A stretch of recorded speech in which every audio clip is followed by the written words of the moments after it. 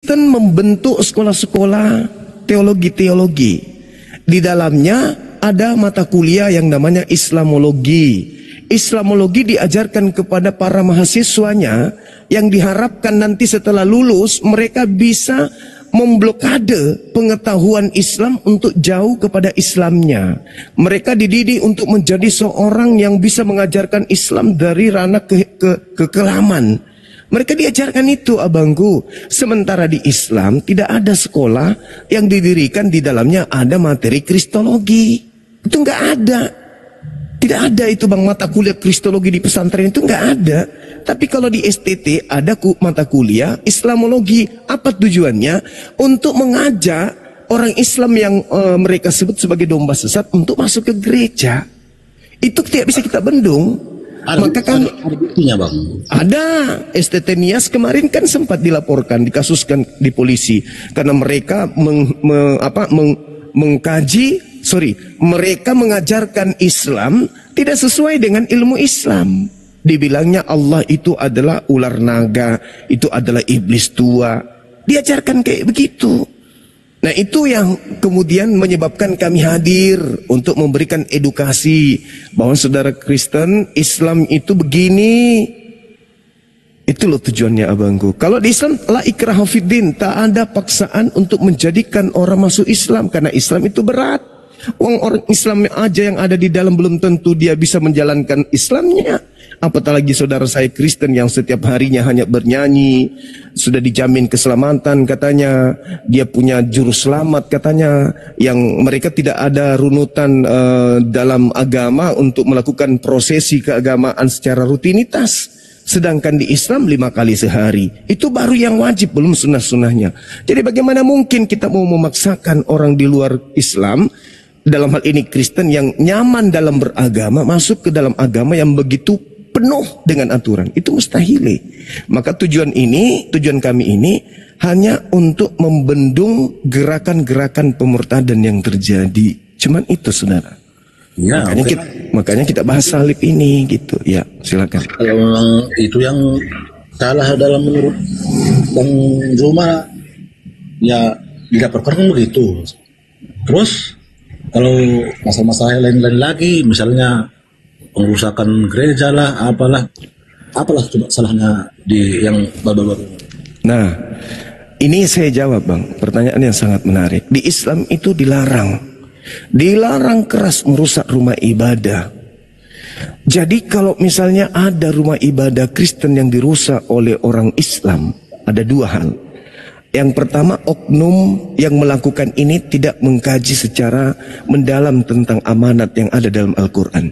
Yang kedua, mereka sudah mengkajinya, tetapi yang membuat gereja ini itu tidak ada izin dan tidak memenuhi syarat, dan sebelumnya sudah dilakukan gerakan-gerakan antisipasi terjadinya adanya riak seperti itu. Misalnya sudah dinasihati, sudah didatangin agar supaya melakukan pelaporan terhadap pemerintah setempat, tetapi tidak diindahkan. Contoh nih bang ya, yang terjadi baru-baru ini di Padang. Ya. Rumah loh itu bukan gereja loh bang, itu rumah pribadi. Lalu kemudian oleh pengurusnya datang ke PLN minta kenaikan daya, dengan catatan keterangan bahwa kenaikan daya ini disebabkan karena ini adalah gereja. Jadi laporannya ke PLN adalah gereja, padahal itu bukan gereja. Itu yang pertama. Yang kedua, yang punya rumah itu tidak tinggal di situ abangku. Dia jauh dari rumah itu tinggal, dan jemaat-jemaat yang datang pun bukan penduduk di situ. Maka warga setempat merasa terganggu. Itu penyebabnya. Nah saya bicara nih, saya selaku pembina pembina apologet Islam Indonesia berbicara di sini, disaksikan ribuan mata memandang. Apabila ada umat Islam yang merusak rumah ibadah orang Kristen, merusak tanpa alasan yang dibenarkan oleh agama dan oleh pemerintah, saya selaku pembina mengutuk keras tindakan itu. Kemarin yang terjadi saya sendiri yang mengutuk perbuatan itu. Saya nggak suka kalau ada rumah ibadah orang itu dirusak. Tegur baik-baik, sampaikan kepada pemerintah apa yang menjadi kekurangan daripada hal yang ada, laporkan biar pemerintah kemudian yang menangani itu. Saya sebagai pembina tidak membenarkan adanya pengerusakan rumah ibadah. Tidak boleh. Itu agama saya melarang dan negara kita tentu juga melarang. Jadi kalau ada oknum, ya oknum saja. Karena Al-Quran lembaran demi lembaran tidak boleh merusak rumah ibadah. Jangankan dalam keadaan damai seperti ini, Bang. Di Islam itu perang aja, perang nih antara Islam Kristen. Ketika Islam sudah menduduki wilayah daripada Kristen, haram hukumnya umat Islam merusak rumah ibadahnya. Haram hukumnya umat Islam merusak, membunuh anak kecil, perempuan, dan juga tokoh-tokoh agama. Itu tidak boleh. Kecuali tokoh agama yang terjun langsung di medan perang melawan kemudian umat Islam dalam perang, tapi dalam perang. Jadi kalau dalam keadaan damai begini, coba lihat Natalan yang menjaga gereja, kalau ada kisru biasanya itu umat Islam yang menjaga, dari ormas-ormas Islam yang menjaga. Karena memang dilarang di Islam, tidak boleh. Nggak boleh merusak rumah ibadah. Itu tidak boleh, Bang. Saya kira begitu. Berarti itu murni apa, Bang? Oknum begitu. Oknum, karena tidak ada dalam kitab suci kami untuk merusak rumah ibadah. Itu oknum. Terlepas dari dua hal tadi, mungkin ada hal yang mendasari mereka melakukan itu. Bisa jadi. Begitu juga sebaliknya. Orang Kristen merusak atau melakukan pembakaran seperti 2016 di Tolikara, masjid dibakar. Ya mungkin ada hal yang keliru dari Islam sampai itu bisa terjadi. Bisa jadi. Itu oknum, karena di dalam Bible juga tidak ada perintah untuk membakar masjid. Yang ada adalah kepung, lalu kemudian suruh mereka menjadi budakmu, kalau tidak mau bunuh mereka. Tapi tidak ada perintah untuk merusak rumah ibadah. Tapi kalau membunuh ada. Ulangan 20 nomor 10 nomor 11 12. Gitu, Abang. Tapi ulangan 11 itu enggak juga ada membunuh. Ada, Bang. Ulangan 20 nomor 11 itu bunuhlah semua laki-laki. Tapi kan nggak ada istilahnya melaksanakan gitu di Indonesia ini. Berarti tidak menjalankan amanat Bible-nya, kan gitu, Abangku. Aku pun, maaf Bang ya, aku pun soal agama ini kurang juga tahunya. Cuma hanya memandang mata saja selama ini, bahkan begitu. Iya. Kadang saya nonton rum Muslim membahas ini. Begitu juga si Eris Paik itu macam-macam aja tengok. apa namanya dibahas ya, nggak betul. Jadi saya pikir ini sampai kapan seperti ini di Indonesia ini berperang seperti ini dalam TikTok ini, yang saya pikir harusnya begini, Bang. Harusnya metode yang ada di Komal Islam, di Komal Kristen, ya kayak sekarang ini yang kami lakukan. Siapa yang disalib? Di Islam bukan Nabi Isa, di Kristen Yesus. Jadi orang Islam setelah mendengarkan dan orang Kristen setelah mendengarkan, ada hikmah di balik itu. Ternyata kita damai. Di Islam Nabi Isa diselamatkan, di Islam Nabi Isa itu dimuliakan, terkemuka di dunia dan di akhirat. Dan yang dimuliakan ini, yang disebut Nabi Isa ini adalah oknum manusia yang lahir dari seorang perawan yang suci, terkemuka di dunia dan di akhirat. Baginya tidak ada hinaan, baginya tidak ada celaan, baginya tidak ada sesuatu yang negatif. Artinya orang Kristen ketika menerima ini secara positif, yang lahir tanpa ayah adalah Yesus, yang lahir dalam keadaan suci adalah Yesus, yang lahir dari perawan suci adalah Yesus, yang mengajarkan Injil adalah Yesus, yang dimuliakan Elohim adalah Yesus, yang diberkati Elohim adalah Yesus, jalan keselamatan dan hidup adalah Yesus. Berarti yang dimuliakan oleh umat Islam yang bernama Isa Al-Masih itu terindikasi Yesus. Damai kan? Karena di Islam memuliakan oknum itu, memuliakan. Bahkan ketika disebut namanya kami sanjung beliau alaihissalam, Isa alaihissalam. Karena tidak mungkin di Bani Israel ada dua manusia yang lahir tanpa ayah. Pasti cuma satu. Tidak mungkin ada dua kemudian manusia yang lahir dari perawan di sana. Pasti cuma satu. Di Islam disebut Isa, di Kristen disebut Yesus, bagi Yahudi menyebutnya Yosua. Artinya ada satu manusia dengan 3 pola cerita yang berbeda. Di Islam manusia ini sangat dimuliakan. Tidak sempurna keislaman seseorang kalau dia tidak memuliakan Nabi Isa alaihissalam, sosok yang lahir tanpa ayah. Harusnya saudara Kristen bangga kepada umat Islam. Tapi kalau Yahudi bang, Yesus anak haram, Yesus anak zina, dia anak dari prajurit namanya Pantera, berzina dengan Maria.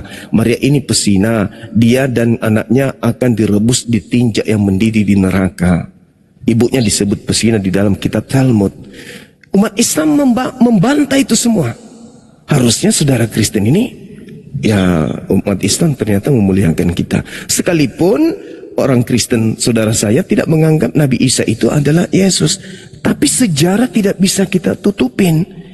Kristen mula-mula masuk ke Indonesia menerjemahkan kitab mereka dalam bahasa Melayu. Gereja-gereja mereka disebut gereja Isa Al-Masih. Tidak ada gereja Yesus Kristus, tapi gereja Isa Al-Masih.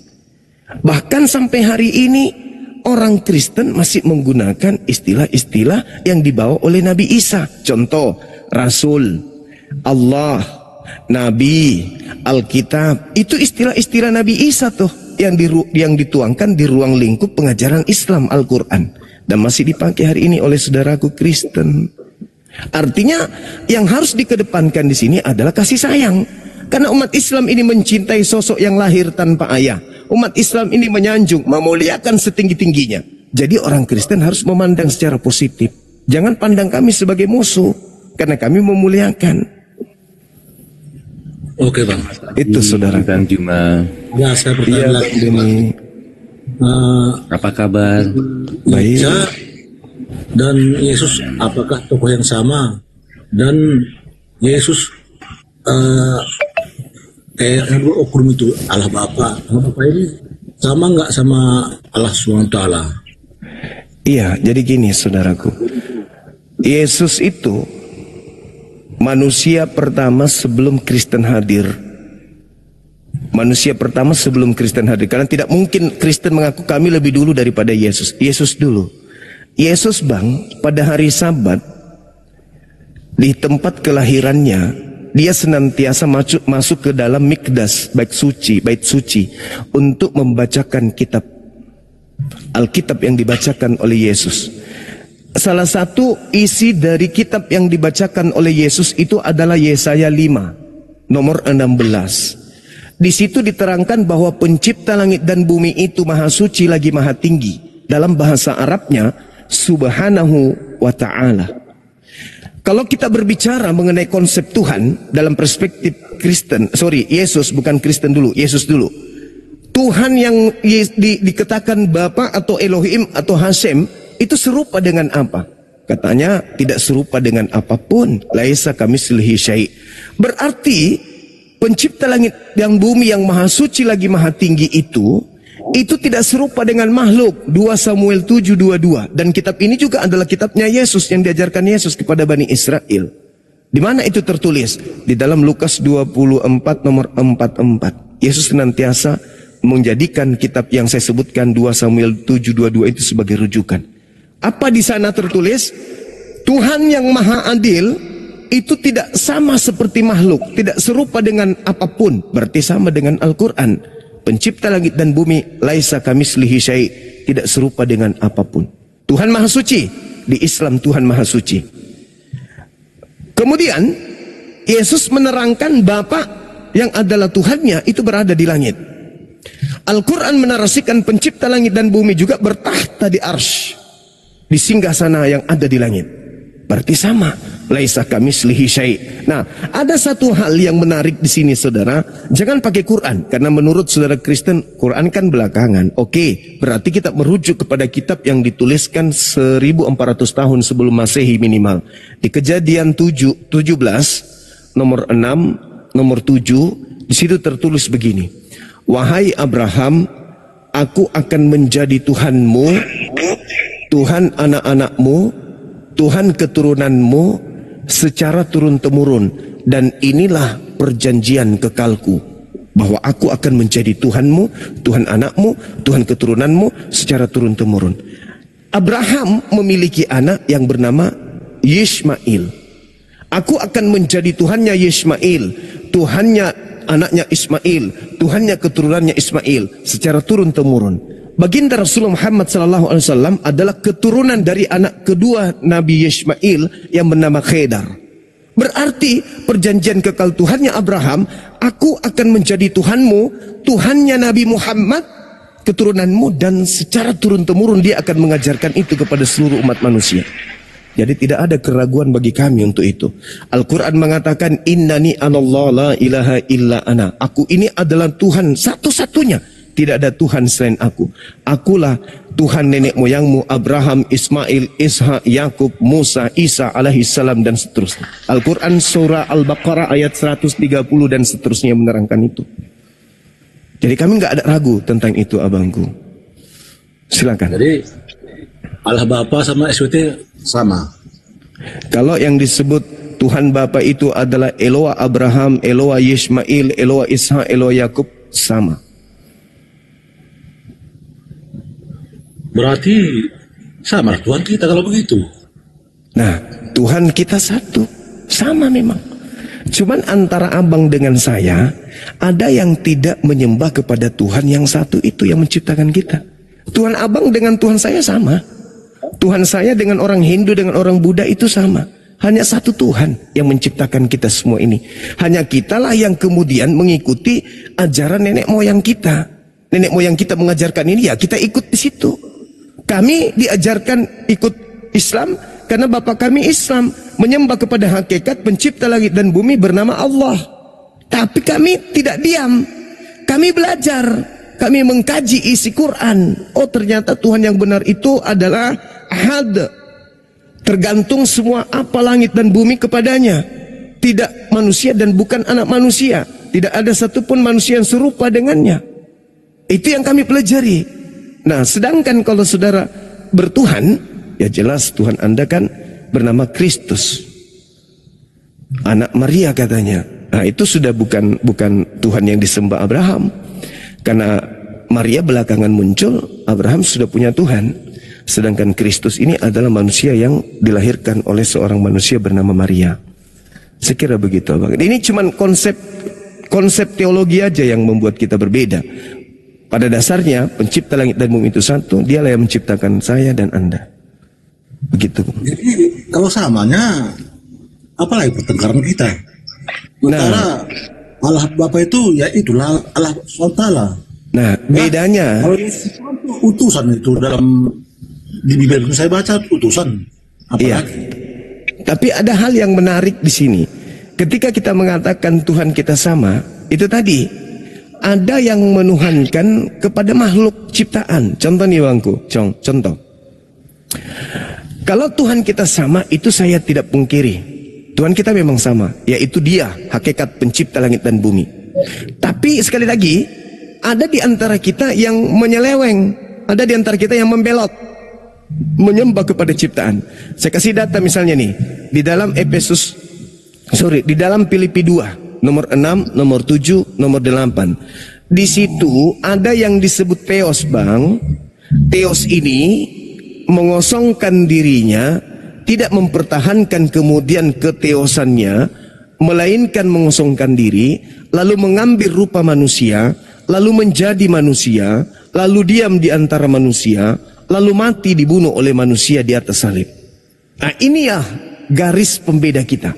Di dalam agama Kristen diajarkan dewa alias Theos dalam bahasa Yunani, yang kemudian kalian terjemahkan menjadi Allah dalam bahasa Indonesia, itu menghentikan posisinya sebagai Tuhan, mengosongkan dirinya sebagai Tuhan, lalu berinkarnasi menjadi manusia Yesus, mati sampai dibunuh manusia di atas tiang salib. Itu pembedanya kita. Dalam keadaan Kristen, orang diajarkan Tuhannya berteofani atau berinkarnasi menjadi bukan Tuhan, yaitu manusia, dan mati di atas salib. Kalau kami dan juga Yahudi, Tuhannya tidak pernah berubah menjadi manusia, nggak pernah. Di Kristen aja yang berubah Tuhannya menjadi manusia, yaitu Yesus. Jadi Tuhan mengutus dirinya menjadi manusia. Kalau di Yahudi, semua yang diutus Tuhan itu bukan Tuhan. Di Islam pun demikian. Semua yang diutus Tuhan bukan Tuhan. Nah, tapi kalau di Kristen, ya memang bukan hanya utusan. Utusan itu pola ajaran Yesus kepada Bani Israel. Tapi ajaran Paulus bukan sekedar utusan, tapi Tuhan itu sendiri yang nusul ke bumi menjadi manusia. Filipi 2 nomor 6, nomor 7, nomor 8. Bahkan lebih jauh nih, kita berselancar ke surah Paulus. Kolose 2 nomor 9. Mulai dari rambutnya Yesus sampai dengan ujung kakinya Yesus, itu semuanya adalah Tuhan bagi pengikutnya, bagi Kristen. Jadi tubuhnya Yesus, tangannya Yesus ini, tubuhnya itu Tuhan bagi Kristen. Enggak lah bang. Kolose 2 nomor 9, coba Anda baca. Kan begini. Ya. Allah Bapa dengan Allah SWT oknum yang sama. Dan Yesus dicakar untuk utusan kan begitu. Ya. Di Islam Muhammad utusan. Ya. Jadi kan sama-sama utusan ini. Ya. Terus kan dia yang Allah ciptakan untuk manusia untuk ke surga. Ya. Sama-sama. Jadi apalagi pembedanya? Pembedanya muncul Paulus, Bang. Coba Anda baca Roma 14 nomor 9. Utusan Yesus tadi ini mati. Untuk itulah Yesus mati agar dia dibangkitkan oleh Tuhan untuk menjadi Tuhan bagi Kristen. Coba Anda baca itu. Ya, saya enggak mentuhankan Yesus. Berarti Anda tidak mengikuti ajaran Paulus berarti. Itu utusan. Bagus. Nah, jadi utusan ini utusan. Ya, bagus. Muhammad utusan. Baik. Jadi ya. Apalagi? Ya. Kan sama-sama tauhid juga sama itu. Iya, baik saudaraku. Jadi kalau Yesus mengatakan dalam Yohanes 17 nomor 3, hidup kekal itu adalah mereka mengenal Engkau satu-satunya Tuhan dan mengenal Yesus Kristus yang Engkau utus. Anda sudah berada pada posisi yang benar, saudaraku, Gutul, menjadikan Yesus itu sebagai utusan Tuhan. Saya salut. Ya, dia bukan Tuhan. Namun masih belum sempurna, masih ada yang kurang. Kalau diizinkan, yang kurang ini boleh, saya diizinkan, boleh? Boleh. Oke, baik. Jadi gini, Al-Quran diwahyukan abad ke-7, salah satu surah namanya surah Al-A'raf, ayat 157 atau 158. Di situ dikatakan, Kul, katakanlah wahai Nabi Muhammad, Inni ya ayuhan nas, wahai seluruh umat manusia, Inni Rasulullahi ilaikum jami'a. Wahai seluruh umat manusia keturunan Adam, sesungguhnya aku ini adalah utusan pencipta langit dan bumi untuk kalian semua. Yesus, Matius 15 nomor 24, aku diutus hanya kepada domba yang sesat dari umat Israel. Matius 10 nomor 5 nomor 6, Yesus berpesan kepada ke-12 muridnya agar jangan ke bangsa lain, melainkan pergilah kepada domba-dombaku yang sesat dari umat Israel. Tidak ada data seperti Nabi Muhammad yang terlontar dari lisan Yesus bahwa Yesus diutus untuk seluruh anak manusia. Hanya Nabi Muhammad. Nah, mengapa umat Islam itu beriman kepada Yesus, beriman kepada Nabi Isa? Karena Nabi Muhammad yang diutus untuk seluruh umat manusia ini yang mengajarkan, wahai umat manusia, percayalah bahwa Yesus itu adalah Rasul utusan Allah. Kami percaya. Tapi dia hanya untuk Bani Israel, bukan untuk kami. Nah, kekurangan saudara saya yang saya katakan kurang satu, Anda seakan-akan Bani Israel. Padahal Yesus hanya untuk Bani Israel, saudara bukan untuk Bani Israel. Jadi sejatinya yang Anda harus ikuti itu adalah Nabi Muhammad dan beriman kepada Yesus sebagai Rasul Tuhan untuk Bani Israel. Seperti kami. Nah, kalau Anda kemudian beriman Yesus itu adalah Rasul, betul, Rasul untuk Bani Israel, bukan untuk kita. Itu mulut Yesus sendiri yang mengatakan. Matius 15 nomor 24, Matius 10 nomor 4 nomor 5. Bahkan Tuhan sendiri berkata di dalam Ulangan 33 nomor 4, hukum-hukum yang datang kepada Musa hanya merupakan hak warisan milik kepunyaan Bani Yakub. Bahkan Tuhan sendiri yang mengatakan dalam Yeremia 31 nomor 31 sampai 33, aku akan memasukkan hukum Taurat ke dalam batin setiap Bani Israel dan Bani Yehuda. Bahkan Tuhan sendiri mengatakan dalam kitab Mazmur 147 nomor 19 nomor 20, hukum-hukumku yang datang kepada Musa, kepada Yakub, dan aturan-aturanku yang kuberikan kepada Israel tidak aku berikan kepada bangsa lain. Kita bukan Bani Israel, kita bukan Bani Yakub, kita bukan Bani Yehuda.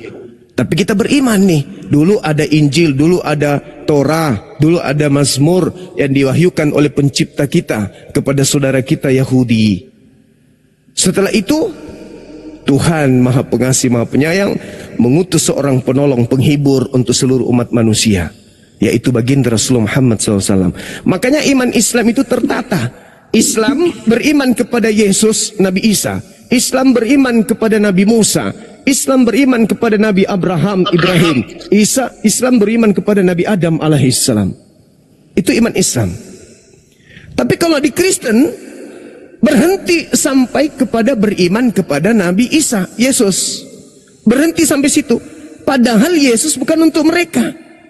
Mereka menolak Nabi Muhammad, makanya disebut kaum kufur, alias mohon maaf, kafir, tertutup. Kafir itu artinya tertutup.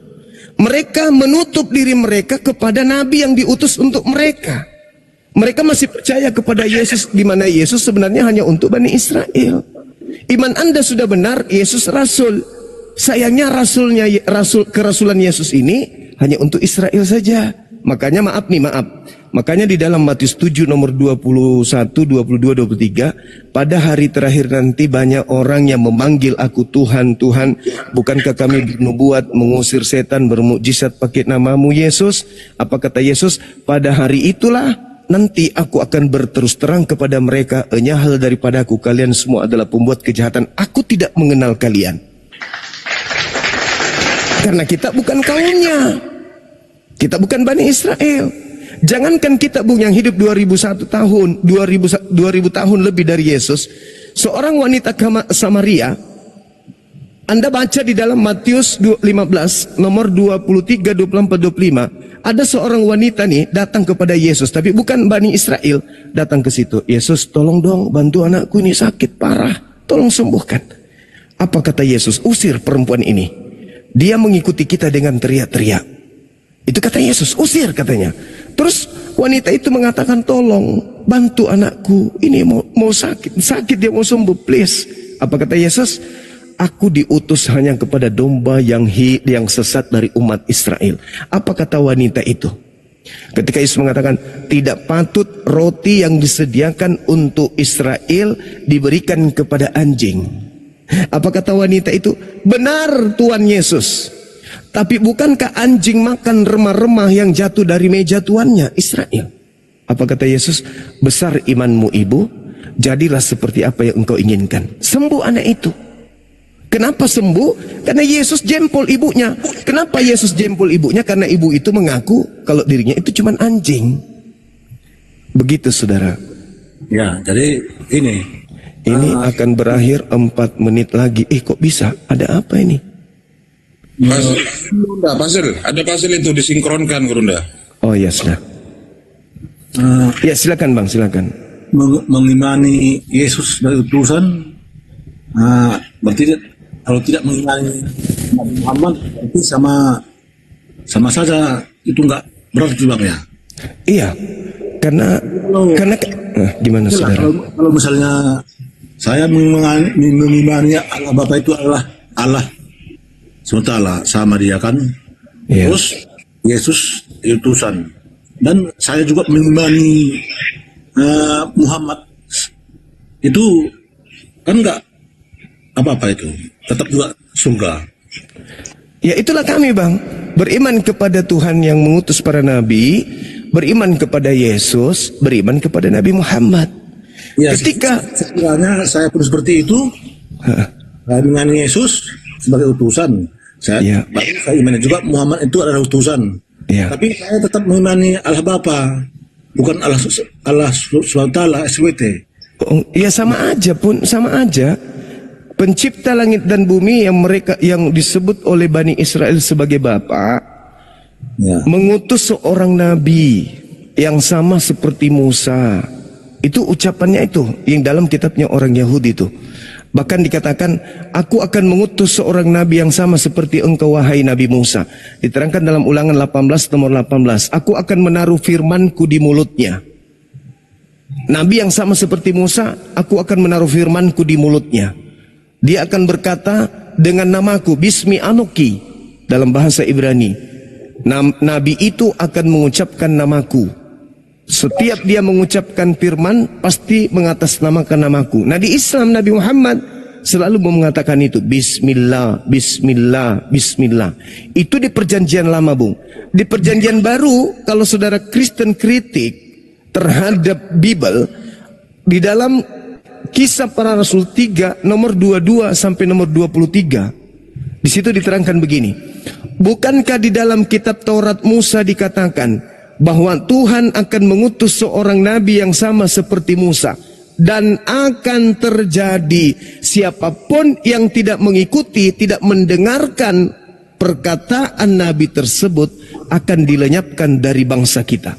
Pertanyaannya, siapa nabi yang sama seperti Musa yang datang setelah Yesus?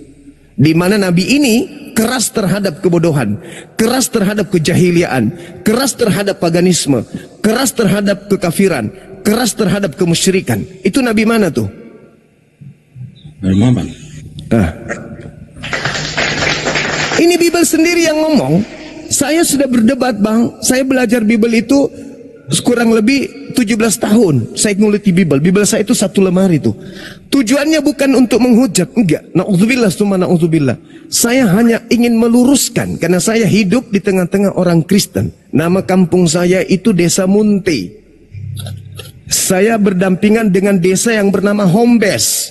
Hombes itu mayoritas Kristen. Saya melihat mereka adalah orang-orang yang baik. Begitu saya belajar Al-Quran, belajar Bible, ada sesuatu yang perlu diluruskan di situ. Makanya saya tertarik untuk mengkaji ini. Saya bukan menghujat, enggak. Saya memang keras kepada saudara-saudara saya Kristen yang selalu menghujat, menista, naik di komal, mengatakan Nabi saya cabul dan sebagainya macam. Tuduhan itu memang saya keras. Untuk apa? Untuk meluruskan besi yang bengkok, dibutuhkan pukulan yang keras supaya lurus. Itu yang terjadi. Nah, ketika saya membaca dalil itu, bukankah di dalam kitab Tauratmu dikatakan bahwa seorang nabi akan diutus oleh Bapa? Nabi itu sama seperti Musa. Coba Anda baca kitab Musa. Bagaimana Musa diperintahkan, bunuhlah, bunuhlah, perangilah, kepung, perangi, bunuh, perangi, bunuh. Sama seperti Nabi Musa, keras terhadap kejahiliaan, keras terhadap pelaku dosa, keras terhadap kemunafikan, keras. Nabiku Nabi Muhammad begitu tegas terhadap kemusyrikan. Itulah yang terjadi, dan itu yang dijadikan framing. Nabi Muhammad itu suka membunuh. Nabi Muhammad sama seperti Musa, bahkan diperintahkan jangan kau biarkan apapun yang bernapas di situ, hewan, tumbuhan, bunuh, basmi, kata Tuhan di dalam perintah kepada Musa. Nah, ini sama seperti Nabi Musa, wajib hukumnya.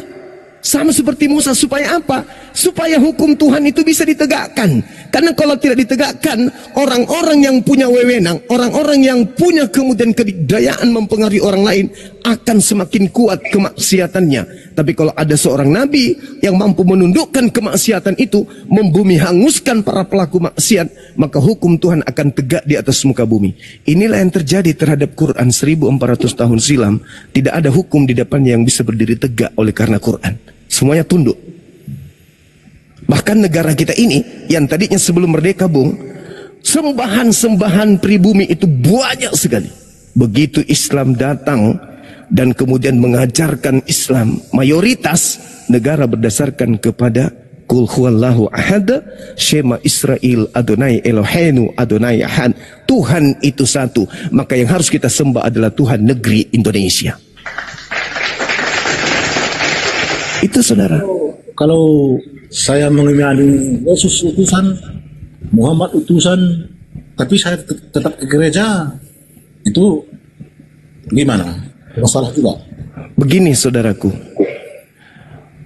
di dalam kitab Yehezkiel 44 nomor 9, apa kata Tuhannya Yahudi? Coba Anda baca nanti di situ.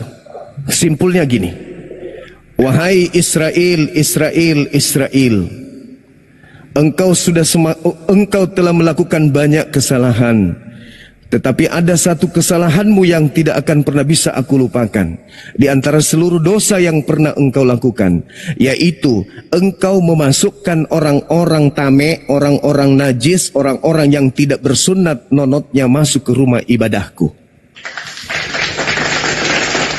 Jadi rumah ibadah, tempat orang yang tidak bersunat itu najis menurut firman Tuhan dalam Yehezkiel 44. Yesaya 50 juga begitu. Tidak boleh orang yang tidak bersunat masuk ke kota Yerusalem baru. Gak boleh. Makanya sunat itu bang, di dalam Kejadian 17:14 diperintahkan orang yang tidak bersunat, tidak potong kulup, bunuhlah dia, karena dia telah membatalkan perjanjian kekalku. Itu kata Tuhan. Jadi bagaimana mungkin kita mau ibadah, bagaimana mungkin bisa dikatakan tempat suci, bait El atau Baitullah, kalau di dalamnya ada orang-orang yang tidak bersuci. Sementara Yesus mengajarkan mentahirkan diri. Firman Tuhan mengajarkan mentahirkan diri. Apa itu mentahirkan diri? Mensucikan diri. Apa itu mensucikan diri? Menyunat kemaluan. Kemudian apalagi? Mandi junub ketika kita sudah jima atau bersetubuh. Nah, masuk ke sana harus membasuh tangan, membasuh wajah, membasuh kaki. Kalau di Islam disebut wudu. Itu perintah. Yesus melakukan hal yang sama. Jadi kalau Anda ke gereja, di situ ada penyembahan kepada Kristus. Sementara pencipta langit dan bumi tidak bergelar Kristus. Yang bergelar Kristus itu adalah satu. Ada dua yang bergelar Kristus. Yang pertama Yesus anak Maria, seorang nabi. Yang kedua adalah iblis, penyesat. Di mana kemudian Yesus dikatakan bahwa Kristus itu adalah iblis? Ajaran Yesus. Di mana Yesus mengatakan bahwa iblis bergelar Kristus? Di dalam Matius 24 nomor 4 nomor 5. Waspadalah kepada Planos. Planos itu bahasa Yunani artinya penyesat, pembohong, penipu alias iblis yang datang kepadamu dengan memakai namaku dan berkata, akulah Kristus. Berarti iblisnya mengaku Kristus. Di gereja ada penyembahan terhadap Kristus. Anda ingin menyembah kepada Elohim, harus datang ke rumah sucinya orang Yahudi. Namanya sinagoge atau mikdas, tempat suci, atau ke masjid, tempat sujud kepada pencipta langit dan bumi. Makanya orang Yahudi, Bung, ada sahabat saya namanya Morebili. Beliau pernah menyampaikan kepada saya bahwa saya kalau ibadah tidak menemukan sinagoge, saya ke masjid.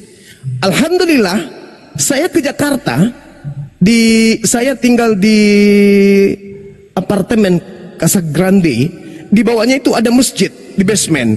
Saya masuk sholat, wallahi ini demi Tuhan, saya masuk sholat, begitu saya sudah sholat Jumat, ada orang yang berdiri sholat di samping saya dengan metode yang lain. Cuman takbir, sudah gitu langsung sujud. Takbir, sudah gitu langsung sujud. Saya tunggui, saya penasaran. Setelah dia sholat, tapi memang aku bilang kalau dia bukan orang Arab, orang Pakistan, kalau dia bukan orang Pakistan, dia orang Yaman, minimal dia orang Timur Tengah. Saya datangi, bos, dari mana singkatnya? Oh, saya Muslim. Ya, saya bukan Muslim, saya Yudaism, kata dia. Berarti orang Yahudi ibadah di tempat ibadahnya umat Islam. Karena saya tanya, ada apa? Anda ibadah di sini. Di sini bukan tempat penyembahan berhala. Ini adalah tempat penyembahan hakikat pencipta langit dan bumi. Itu bang. Saya tidak bertanya waktu itu kenapa tidak ke gereja. Saya tidak tanya karena saya sudah pasti tahu jawabannya. Karena orang Yahudi itu disebut sebagai Abu Dasarah, bidat kata mereka. Mereka itu penyembah berhala. Itu saudaraku. Jadi kalau misalnya Anda masuk Islam, percaya Yesus Rasul, percaya kemudian Tuhan yang mengutus Yesus adalah Tuhan yang benar, Anda masuk ke gereja, berarti itu masih salah. Itu masih keliru, belum satu paket. Karena tadi Yehezkiel 44 nomor 9, Tuhan marah kepada Yahudi, tapi satu kesalahan yang paling dibenci, yaitu mereka memasukkan orang-orang Yunani yang tidak bersunat ke rumah ibadahnya orang Yahudi. Itu bang. Saudara Gutul, terima kasih sudah bergabung dan bertanya. Kalau masih ada pertanyaan, waktu dan tempat disilakan. Masih nerima telepon kayaknya. Oh, siap.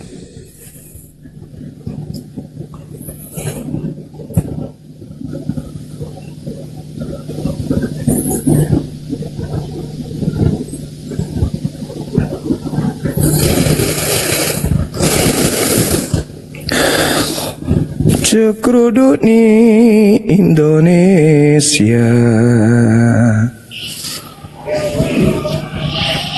Halo, selamat malam Saudara Junaidi. Saudara Junaid. Saudara Junaidi. Sombong kali abangku ini, bah. Ada ribuan yang mau naik, disapa sama Bang Suma, dia udah disapa, dinaikkan, malah sombong. Baiklah.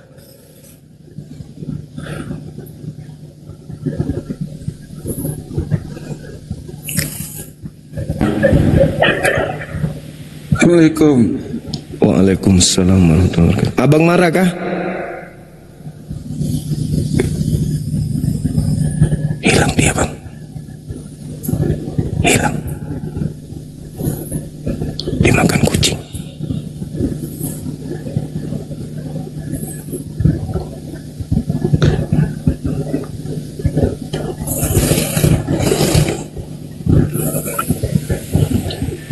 Assalamualaikum.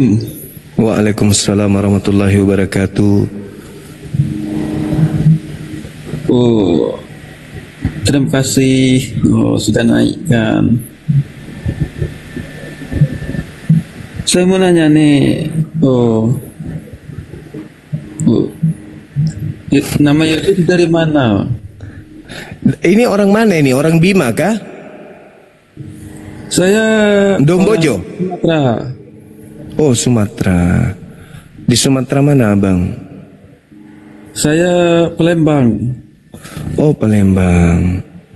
Dari agama mana abang ini? Saya Islam. Oh, Islam. Mau bertanya kepada siapa, abang? Oh, mau bertanya sama Bang Zuma. Tadi panggil ibu. Itu lanjut yang tadi, Bang. Lanjut. Iya, silakan.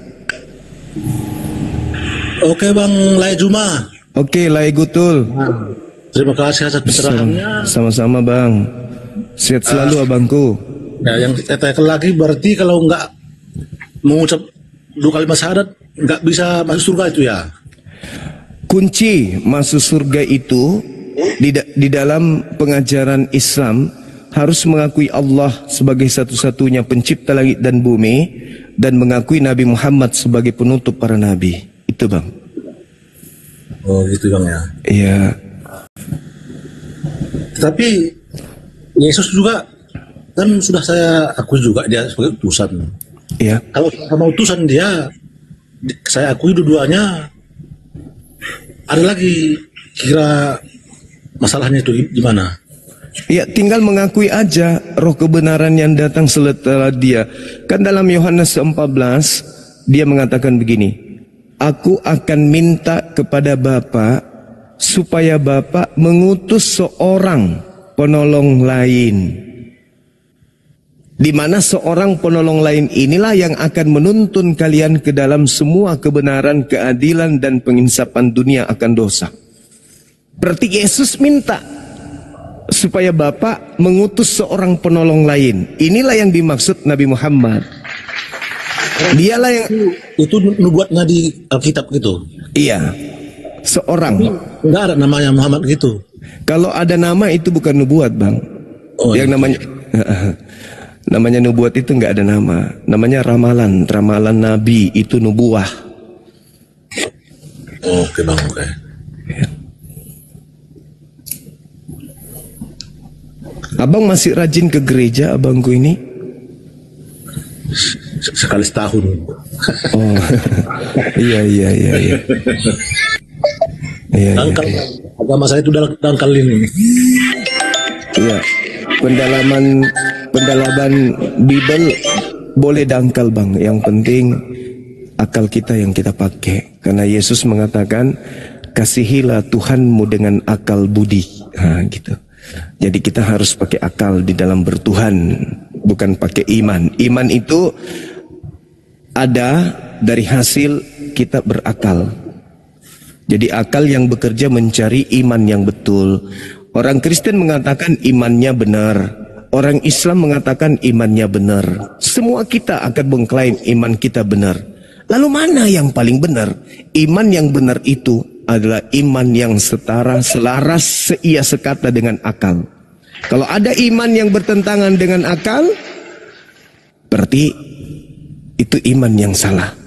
Karena tidak mungkin Tuhan menciptakan akal kita, dan tidak mungkin Tuhan memberikan kita buku panduan, manual book, namanya kitab suci, kalau tidak selaras antara kitab suci dengan akal.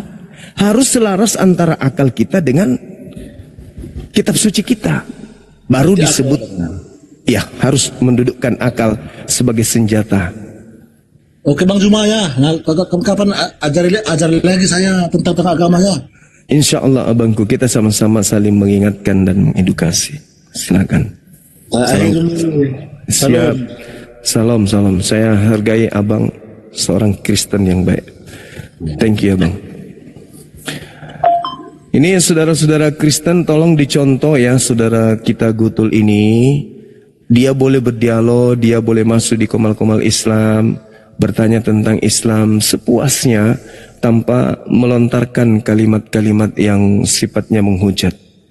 Silakan Anda masuk, Edis silakan Anda naik, siapa lagi RK silakan ke sini belajar tentang Islam. Duduk tenang, bertanya, mendengarkan.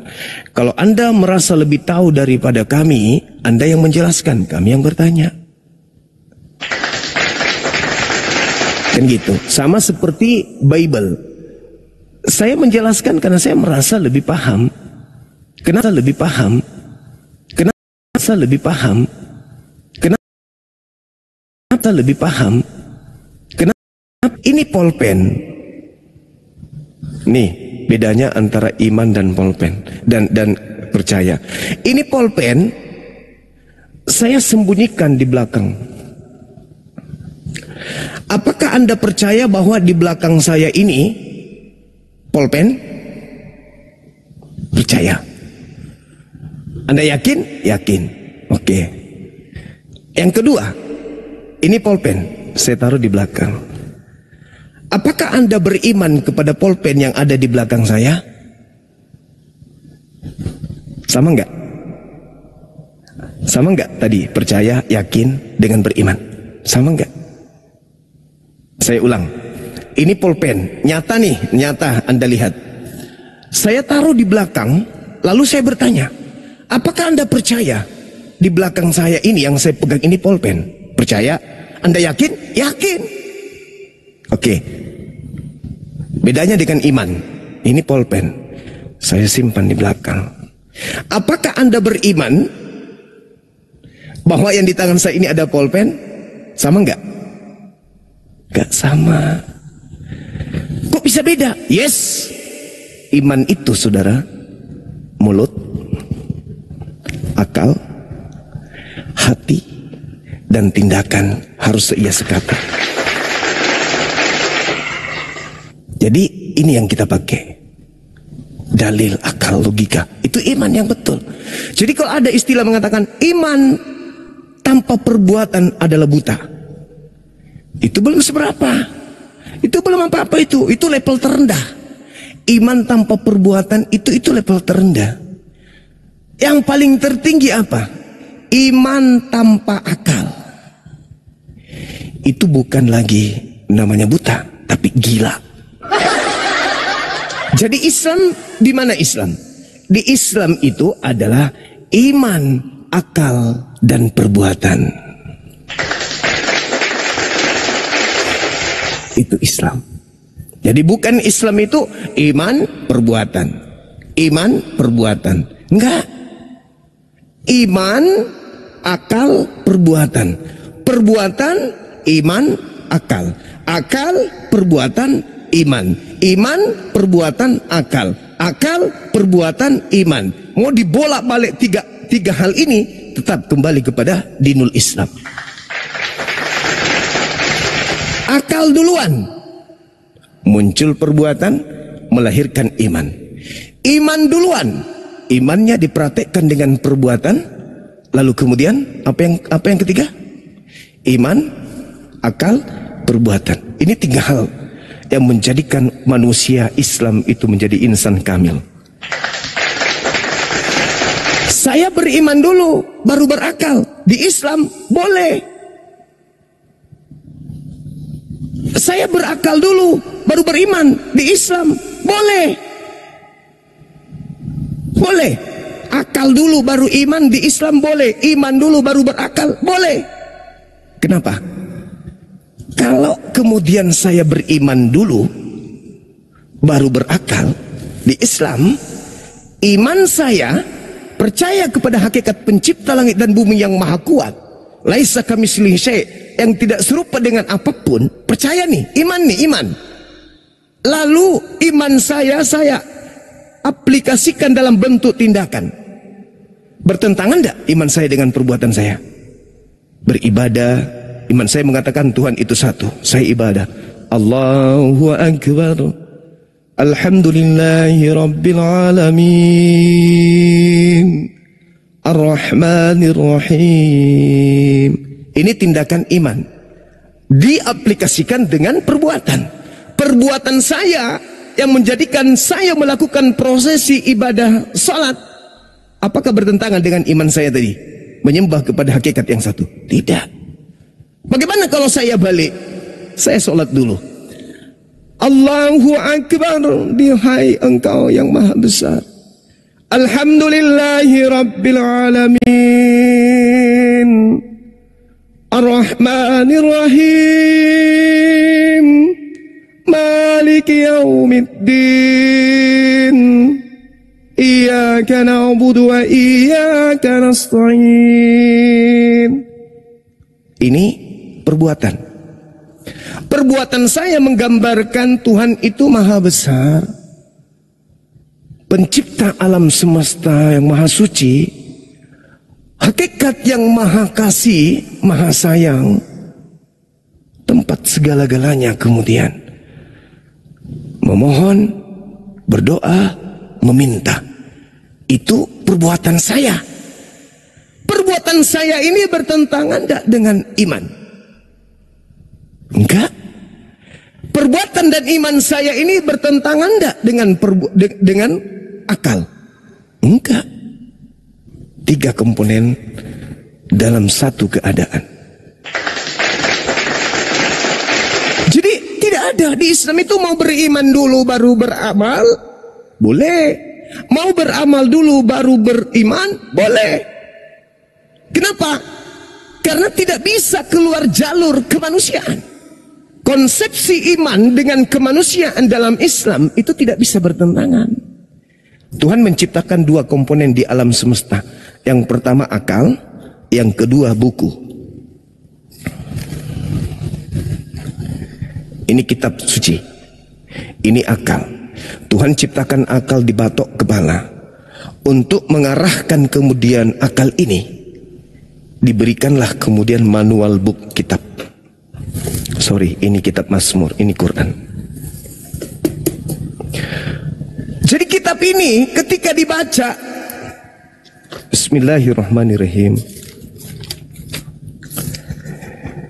Alif Lam Mim. Nah, ini masih global. Yang khusus, Alhamdulillahi Rabbil Alamin. Segala puji bagi Tuhan pencipta alam semesta.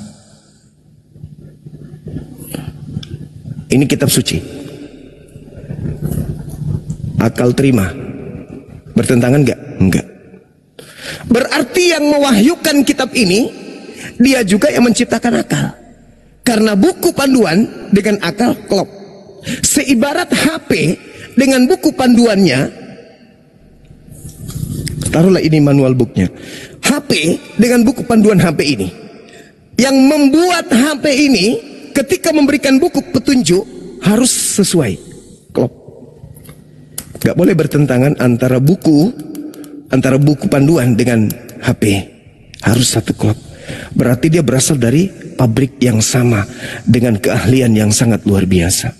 Ini, kalau ini bercerita tentang menu makanan, sementara ini HP yang kita beli, 1 dos kita beli, begitu kita buka, ini isinya bagaimana caranya membuat sayur. Berarti tidak sesuai dengan ini. Berarti penciptanya bukan ahli. Kalau akal kita dengan kitab suci kita bertentangan, berarti ada 2. Kita dan kitab suci ini yang bukan firman Tuhan, atau ini yang bukan firman Tuhan, atau memang Tuhan tidak pernah memfirmankan ini, atau kemudian Tuhan yang kita anggap Tuhan itu bukan Tuhan. Di Islam, buku panduan dengan akal tidak bertentangan. Artinya yang mewahyukan Al-Quran ini tahu betul settingan akal yang dibuatnya. Karena tidak mungkin dia yang menciptakan akal, dia yang membuat buku, tapi tidak sinkron antara akal dengan buku. Jadi di Islam itu yang namanya iman, akal, perbuatan itu harus selaras. Imannya, perbuatannya, akalnya harus selaras. Lalu bagaimana dengan kitab saudara kita? Akal mengatakan Tuhan itu satu. Bacalah kitabnya.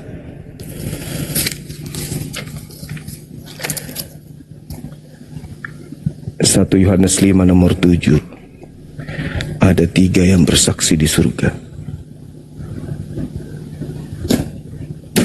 Akal pensiun tidak bisa dipakai. Ada 3 yang bersaksi, 3-3-nya Tuhan. Tidak bisa masuk di sini. Nah, itulah yang terjadi, saudara-saudara. Jadi iman, kemudian akal dan perbuatan. Jadi kalau di Islam mengatakan ada yang iman dulu baru perbuatan, ada. Iman dulu baru akal, ada. Siapa itu? Umat Islam yang lahir dari Islam. Mereka iman dulu, sholat, baru berakal. Salah satu referensi berfungsinya akal pada umat Islam yang Islam dari lahir adalah dunia apologet. Betul? Setuju nggak? Yang tadinya hanya sholat, hanya puasa, tapi begitu paham dunia apologet, oh ternyata baru terasa tuh sholatnya berisi, amalan-amalannya berisi, keislamannya baru bermakna, keislamannya baru terasa indah, baru merasakan betapa agungnya dirinya hadir di dunia ini, lahir di tengah-tengah umat Islam. Betul? Iya dong.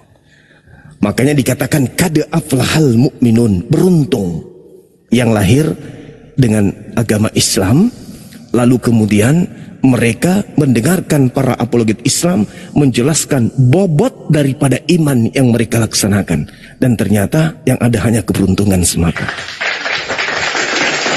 Tadi dulu sholat aja, sholat. Hayya 'alas sholat. Kita terpanggil untuk sholat. Hayya 'alal falah. Dituntun, diseru untuk menuju kepada kemenangan. Yang ada dalam benak kita, menang. Ya menang karena kita melawan iblis. Kita bisa sholat, kita tidak lalai dari sholat.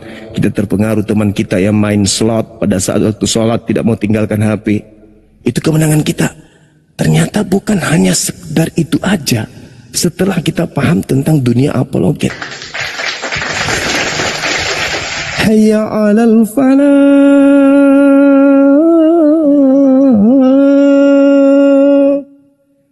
Ternyata kita menang.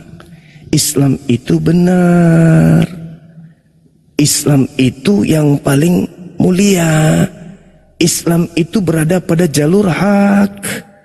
Dibandingkan mereka yang gagah-gagahan menganggap diri mereka sebagai wakil Tuhan, anak Tuhan, punya juru selamat, bla bla bla bla. Mata kita terkadang kemudian sakit melihat kemajuan mereka dari segi ekonomi, dari segi politik, dari segi pendidikan, pencapaian dunia mereka maksimal. Kita hanya naik sepeda kumbang, kita hanya makan nasi dan garam. Begitu kita mengenal dunia apologet, hayya 'alal falah. Ternyata menuju kemenangan itu karena kita sudah berada pada kubu kemenangan. Kita boleh miskin harta, boleh. Kita boleh sakit dengan ujian, boleh. Kita boleh mengalami ujian kematian keluarga, boleh. Tetapi kita berada pada keuntungan yang nyata. Apa itu? Dinul Islam. Orang yang tadinya tidak mengenal dunia apologet, ya Islam aja, sedekah aja. Kadang sedekah karena ingin dipuji, ingin disanjung, ingin dianggap pemurah, ingin dibilang ahli sedekah.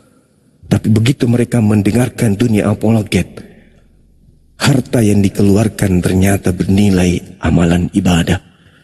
Itu puasa yang tadinya hanya ya asik puasa, pada saat menjelang buka rame pasar, beli kue, beli gini. Tapi begitu mereka mendengarkan dunia apologet, begitu bulan suci Ramadan datang,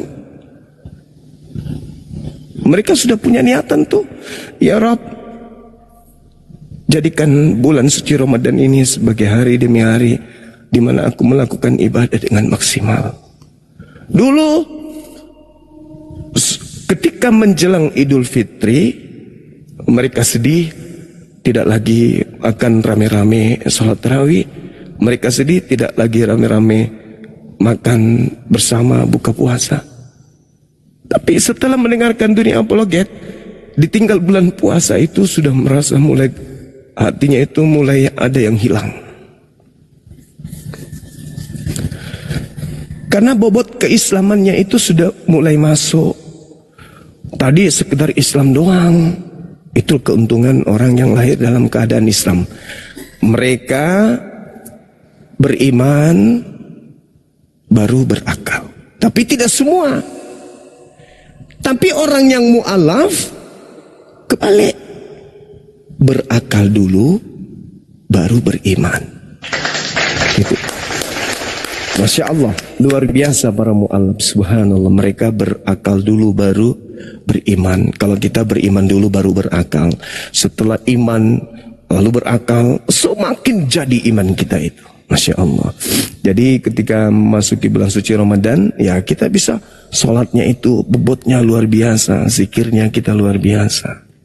Dan salah satu bentuk akal, iman, dan juga kemudian perbuatan yang maksimal itu adalah kalau kita lihat bobot iman, kita tidak terlalu cinta akan dunia, nggak terlalu gimana kali dengan dunia. Kita disibukkan apapun kita lakukan, maka kita senantiasa ridhonya hanya kepada Allah.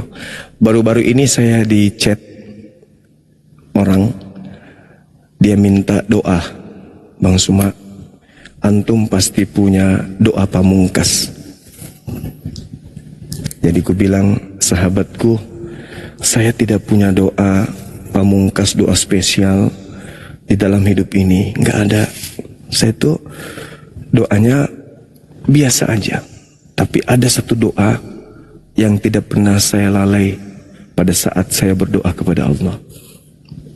Apa itu? Kata sahabat saya setiap kali berdoa itu nggak neko-neko. Saya hanya minta kepada Allah, ya Rabb, mudahkan seluruh urusan saya yang baik. Baik urusan agama maupun urusan sosial, dalam hal ini negara. Itu doa saya. Ya Allah, berikan saya rezeki, ya Allah berikan saya. Alhamdulillah, doa saya cuma dimudahkan. Jadi saya berusaha, Allah yang mudahkan. Itu aja doaku dari dulu, dari kiai saya almarhum. Mudah-mudahan beliau selamat. Dia sambil tepuk kepala saya. Itu tahun 98 ya teman-teman. Sebelum saya mengangkat kaki dari pondok, 6 tahun saya di pondok sebagai preman kampus. Dinasehati, pegang kepala saya lalu dinasehati. Kata beliau, kalau kamu berdoa, gak usah terlalu bertele-tele doanya. Minta aja kepada Allah, ya Rabb, mudahkan seluruh urusan saya, baik urusan agama, urusan dunia maupun urusan akhirat. Dah selesai. Dan itu ku ucapkan, ditanyalah sama teman mungkin nonton, bahasa Arabnya apa bang? Saya bilang, ngapain pakai bahasa Arab? Pakai bahasa Indonesia aja. Ya Allah, mudahkan setiap urusanku, urusan dunia, urusan akhirat. Amin ya rabbal alamin. Udah selesai. Itu aja doanya. Sambil kita bekerja, jangan mudahkan urusanku tapi tidak ada urusannya. Urusan cuma menggosipin orang. Orang main film, dia yang emosi. Tetangganya beli kulkas, jelas-jelas di rumahnya belum ada kulkas, beli juga kulkas. Akhirnya apa? Kulkasnya rusak, diganti pintunya pakai kain horden. Jadi lemari pakaian lah. Nggak usah yang kayak gitu yang diurus. Yang diurus yang lurus-lurus aja kayak gitu. Ya, doa kesembuhan. Ya itu tadi. Ya Allah, mudahkan segala urusanku. Urusan kita ketika kita sakit apa? Apa urusan kita ketika kita sakit? Urusan kita apa? Ngurus apa? Ngurus tubuh ini supaya sehat. Betul? Ya iya, itu sudah. Supaya anak saya lulus kuliah. Ya itu urusan kita tadi tuh. Itulah doa pamungkas saya, mewakili semuanya. Tinggal bagaimana tindakan fisik dan pikiran kita mengarah ke sana. Saya kira begitu teman-teman. Kok jadi ini, jadi monolog kita ya. Ini kalau saya bicara kebiasaan dari dulu teman-teman. Bisa ngomong sampai 1 bulan non-stop betulan. Harus ada yang tegur saya kalau saya ngomong. Kalau tidak nggak pulang-pulang kita ini.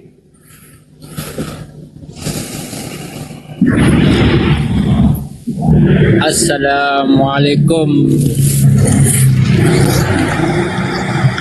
Waalaikumsalam warahmatullahi wabarakatuh. Saya mau tanya Bang Zuma, kalau orang Islam masuk Kristen, dia masuk balik ke Islam boleh nggak? Boleh. Boleh.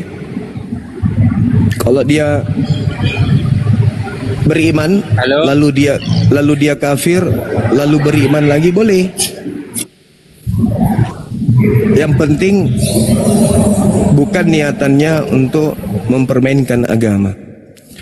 Jadi biasanya kalau dia Islam baru ya, Bang Zuma?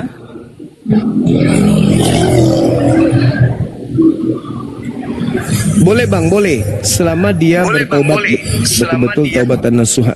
Betul-betul taubatan nasuha. Boleh. Ada kawan saya kan dekat Malaysia, dia awalnya Islam tapi masuk Kristen, habis itu dia mau balik lagi Islam. Boleh. Yang penting niatnya betul-betul masuk Islam dengan kafah, dengan sungguh-sungguh, bukan untuk mempermainkan agama. Boleh. Boleh. Cuman yang ditakutkan adalah misalnya di sini siapalah, misalnya Riri atau Eren atau Anti atau Uda Jack, tiba-tiba coba deh pindah ke Kristen dulu, mau rasakan gimana di gereja. Itu nggak boleh. Kenapa nggak boleh? Jangan sampai baru diniatkan tiba-tiba datang yang pakai jubah hitam. Hai, detik kematianmu sudah di ambang pintu. Gimana dong? Padahal sudah menyatakan murtad, cuma mau coba-coba. Belum juga masuk gereja sudah innalillahi wa inna ilaihi rajiun. Mau? Mati dalam keadaan kafir, mau? Meskipun hanya coba-coba, mau? Enggak kan? Nah, jangan punya niatan gitu. Aku mau coba-coba, masuk ke gereja kayak mana rasanya di dalam. Lagunya dangdut atau lagu pop atau lagu keroncong atau dia lagu apa? Sinden. Jangan mau. Jangan sampai ada yang mau pura-pura. Kata Bang Zuma boleh. Nah, cobalah tiba-tiba yang jubah hitam datang. Ya kalau datang jubah putih nggak masalah. Kalau jubah hitam,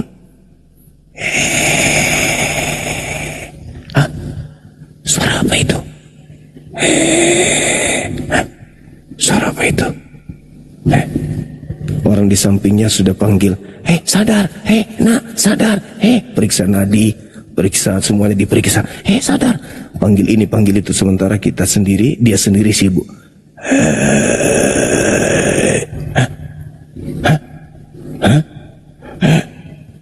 Sampai yang terjadi apa? Siksa kali orang itu matinya. Kenapa? Ternyata dia sibuk mencari suara, ngajak dia lagu joget dangdut di kuburan.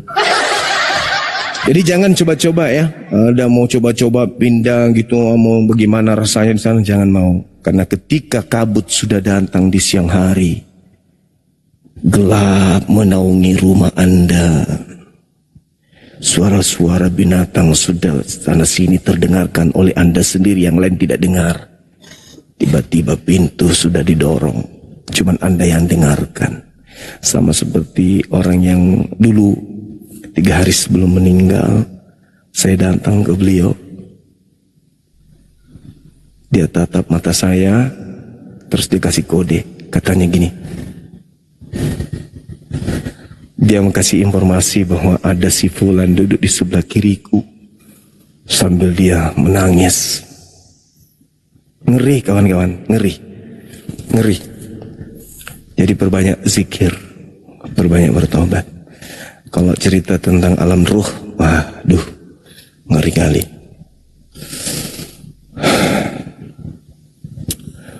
Ayo, silakan teman-teman, silakan naik yang mau. Ini sudah mau asar berarti ya. Waktu saya sudah mau asar. Mungkin kalau tak ada lagi yang mau bertanya, kita tutup sampai di sini.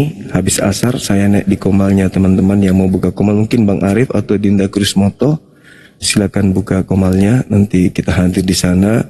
Sementara kita tutup di sini karena Bang Suma dari tadi belum minum, belum juga makan siang. Ini sudah mau asar di kota Makassar. Insya Allah saya ingatkan kembali nih kepada saudara-saudara saya